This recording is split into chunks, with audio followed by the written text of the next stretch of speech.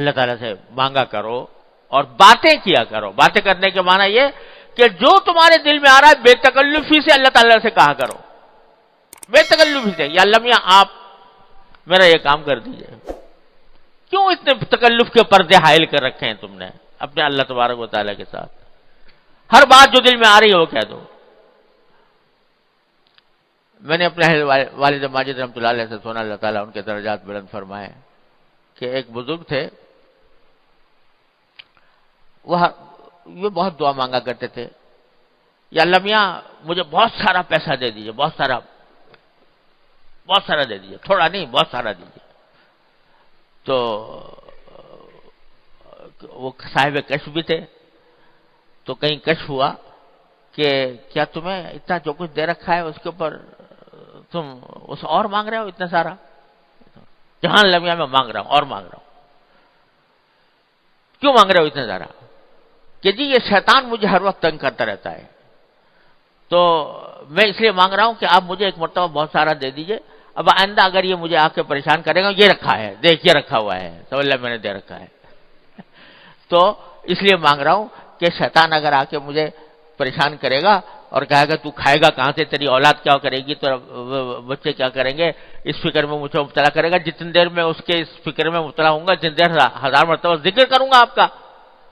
تو اس واسطے میں اس لیے مانگ رہا ہوں کہ مجھے جب اگر ایک مرتبہ آپ نے دے دیا تو جب کبھی آ کے وہ کہے گا کہ کہاں سے کھائے گا، وہ یہ رکھا ہے دیکھ لمیاں کا دیا ہوا، اس سے کھاؤں گا، میرے بچے اس سے کھائیں گے. تو فرمایا کہ اس طرح اللہ تبارک و تعالی سے بے تکلفی سے مانگا کرو، اور جتنا بے تکلفی سے مانگو گے، بدتمیزی سے نہیں بھائی، ہاں بدتمیزی سے نہیں، بے تکلفی سے، کہ اللہ تبارک و تعالیٰ میرے خالق ہیں، میرے مالک ہیں، میرے رازق ہیں، میرے مولا ہیں، میرے سب کچھ ہیں، کیوں نہ مانگوں ان سے؟ جو میری حاجات ہیں میں ان سے کیوں نہ مانگوں؟ تو بے تکلفی سے مانگو، بدتمیزی نہ ہو، تو یہ کیا ہوگا؟ اللہ تعالیٰ کو بھی یہ ادائیں پسند آ جاتی ہیں، بے تکلفی کی ادائیں ہیں، اور اس کے نتیجے میں اللہ تبارک و تعالیٰ کے ساتھ تعلق اور مضبوط ہوتا ہے، مضبوط ہوتا ہے اللہ تبارک و تعالیٰ کے ساتھ تعلق. کہ جب یہ کہتا ہے اللہ تعالیٰ اللہ تعالیٰ دیکھتے ہیں میرا بندہ مجھ سے اس طرح مچل مچل کے مانگ رہا ہے، ایسے مچل مچل کر مانگ رہا ہے جیسے چھوٹا سا نادان بچہ اپنے باپ سے ماں سے مچل کر مانگتا ہے، اس طرح مجھ سے مانگتا ہے.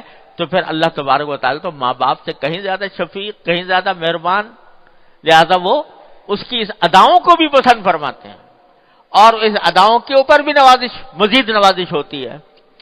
لہذا اللہ تبارک و تعالیٰ سے رابطہ اصل چیز یہ ہے، اللہ تبارک و تعالیٰ اپنے فضل و کرم سے یہ عطا فرما دے کہ اللہ تعالیٰ سے مانگو، اور بے تکلفی سے مانگو، مچل مچل کر مانگو، اور اللہ تعالیٰ سے اس کے ذریعے اپنی جو تعلق ہے اس تعلق کو مضبوط کرو. ہمارے حضرت والا قدس اللہ تعالیٰ سے فرمایا کرتے تھے، پہلے بھی عرض کیا کہ سارے قرآن کا خلاصہ وہ فرماتے ہیں سورہ فاتحہ، اور سورہ فاتحہ کا خلاصہ ایاک نعبد و ایاک نستعین. اے اللہ ہم آپ ہی کی عبادت کرتے ہیں، آپ ہی سے مانگتے ہیں. پہلے ہی دن کہلوا لیا یہ قرآن کریم میں پہلے ہی سورت میں یہ بات کہلوا لی بندے سے، اور صرف نے کہلوا نہیں لی، کہا 5 مرتبہ کہا. 5 مرتبہ نہیں، کتنی مرتبہ ہو گئی؟ ہر رکعت میں ہوتی ہے، کوئی رکعت اس سے خالی نہیں. تو کتنی رکعتیں روزانہ ہوتی ہیں؟ اتنی مرتبہ کہلوا رہے ہیں اللہ میاں. کیوں کہلوا رہے ہیں؟ کیوں کہلوا رہے ہیں یہ ایاک نعبد و ایاک نستعین؟ ارے اس لیے کہلوا رہے ہیں تاکہ اس پر عمل کرو، مانگو اس سے، ہر چیز مانگو اللہ تبارک و تعالیٰ سے. ہمارے حضرت والا اللہ تعالیٰ کے درجات میں فرمایا کرتے تھے کہ دیکھو سارا قرآن بھرا ہوا ان اللہ علی کل شیء قدیر، ان اللہ علی کل شیء قدیر، ان اللہ علی کل شیء قدیر. اللہ تعالیٰ ہر چیز پر قادر ہے. یہ جملہ بار بار دہرایا گیا ہے قرآن کریم میں. کیوں؟ محض اللہ تعالیٰ اپنے تعریف بیان کرنے کے لیے، اللہ تعالیٰ کو کسی کی تعریف کی حاجت نہیں۔ یہ اسے بیان کیا گیا ہے تاکہ تم اس کی قدرت کا واسطہ دے کر مانگو اس سے، اے اللہ آپ ہر چیز پر قادر ہیں، اے اللہ آپ رحیم ہیں، آپ کریم ہیں، آپ رحمان ہیں، آپ ہمارے پیدا کرنے والے ہیں، آپ ہمارے رازق ہیں، آپ ہمارے خالق ہیں، تو اللہ اور ہر چیز پر قادر ہے، تو میں آپ سے مانگ رہا ہوں، مجھے دیجیے۔ تو اس طرح اللہ تبارک و تعالیٰ سے جب بندہ مانگتا ہے تو اللہ تبارک و تعالیٰ ایسے بندے کو محروم نہیں فرماتے۔ تو جب بھی ایسی صورتحال پیدا ہو، یہ میں اس لیے عرض کر رہا ہوں کہ یہ تو ایک بات ہو گئی، حضرت والا نے فرمایا کہ دیکھو اب یہ کتاب آنے والی ہے تو میں نے اللہ میاں سے یہ عرض معروض کر لی، تو پتہ نہیں ہماری زندگی میں کتنے واقعات ایسے پیش آ رہے ہوتے ہیں کہ اس میں ہر لمحے پر اللہ تعالیٰ کی توفیق کی ضرورت ہوتی ہے، اس کی پناہ کی ضرورت ہوتی ہے۔ تو ایسے موقع پر اپنا رخ اللہ تعالیٰ کی طرف کر کے اس سے مانگنے کی عادت ڈالو۔